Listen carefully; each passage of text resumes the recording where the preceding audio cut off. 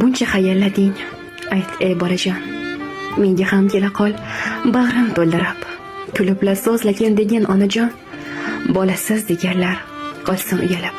Har duo qilganda seni so'radim, tahajjud namozi kanda qilmadim. Allohim berar deb sabrim kurashdim. Kela qol bolajon, bag'rim to'ldirib.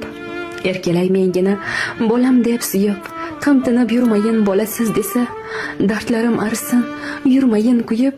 Kela qol bolajon, bag'rim to'ldirib.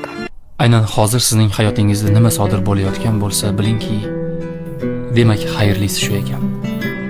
Robbim o'z bandalariga juda ham mehribon. U hech qachon hech bir bandasiga zulm qilmaydi. Hatto bizning boshimizga dard, musibatlarni ham bizning foydamiz uchungina bizga yuboradi. Sog'likni qadriga yetishimiz uchun bir muddat xastalikni, boylikni qadriga yetishimiz uchun faqirlikni, sevganlarimizni qadriga yetishimiz uchun esa biroz yolg'izlikni ta'mini totib ko'rishga to'g'ri keladi.